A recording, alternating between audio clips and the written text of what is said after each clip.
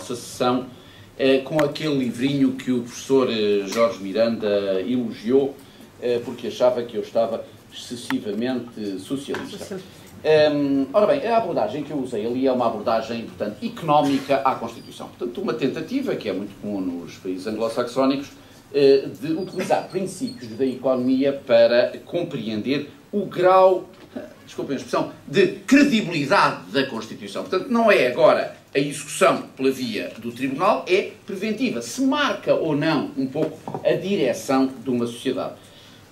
E aceitando que sim, enfim, naquela altura a tese era que, apesar de haver lá a sociedade sem classes no texto, havia a regra do voto maioritário e o princípio da eficiência económica, portanto, evidentemente que era a condição que marcava o itinerário. Era uma aplicação, enfim, talvez infantil, da programação dinâmica e que está muito na tradição deste ramo, que na altura era insuficientemente cultivado em Portugal. Havia aquele Vital Moreira que fez uma interpretação germanófila da Constituição de 33, mas é de facto um ramo bastante importante e que eu penso bastante útil e na minha universidade penso que teve algum impacto já no ensino, embora mais deveria ter, mais deveria ter. E isso penso agora com aquele ponto que o professor Marcos Guedes aqui deixou do constitucionalismo internacional. Que é realmente uma maneira interessante, mas excessiva. Ele não está aqui, mas como ele também demoliu o Miranda, eu não tenho dificuldade em dizer que é demais. Quer dizer, não há dúvida que uma Constituição que seja apenas o plasmar de um saber vago das Nações Unidas aqui, da CDAO acolá, da União Europeia, da CPLP, acaba por não ter a tal noção de ser nacional, que acaba por ser, digamos, a lógica a democrática de base e a facilitação da sua execução. Então, como é que nós encontramos aqui um equilíbrio entre qualquer coisa que é muito geral, muito mundial, e aquilo que é específico? Eu tentei, naquela altura, utilizar alguns princípios de bom governo.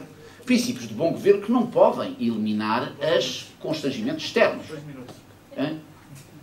Não podem eliminar os...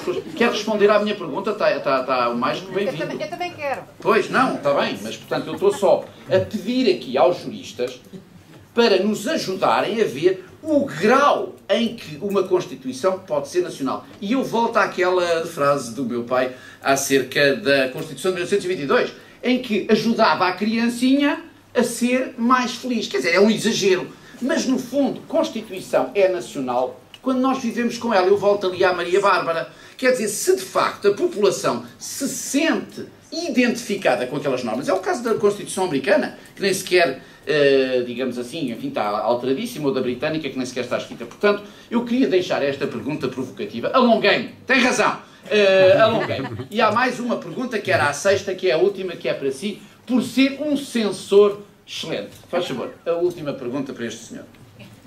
Com os meus agradecimentos. Toda a gente. Pode ser. Não, é só estar uma...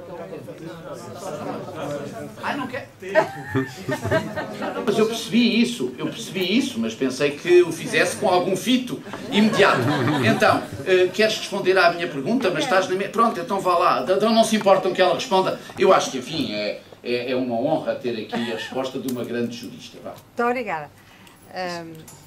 Primeiro, nós ensinamos análise económica de Direito na Faculdade de Universidade Nova. Publicidade passa a publicidade. Segundo, eu não sei exatamente o que é que o teu pai dizia sobre a Constituição de 1822, mas recordo que tinha um notável artigo em que se dizia o seguinte: nenhuma lei, e muito menos a penal, será estabelecida sem absoluta necessidade. Antes nos lembrássemos disso depois. Em relação à questão internacional ou internacionalização do direito constitucional, há um aspecto que é muito importante, é que, como todos os constitucionalistas aqui presentes certamente muito bem sabem, e melhor do que eu, os grandes tribunais constitucionais do mundo, como o da África do Sul, da Alemanha, do Canadá, o americano, menos o americano, mas começa a ir por aí, neste momento fazem um diálogo intertextual, como dizem os intelectuais sofisticados, e isso quando nós lemos, por exemplo, um acórdão do Tribunal Constitucional da África do Sul, nós vemos toda a jurisprudência dos grandes tribunais constitucionais do mundo e, portanto, eu acho que esta dimensão não anula de todo a marca nacional, que é excelente, mas há realmente uma cultura constitucional, democrática, internacional, global, se quiserem, no sentido corrente hoje da palavra, que eu acho que deve ser tomada em consideração, não? É só isso. Inshallah.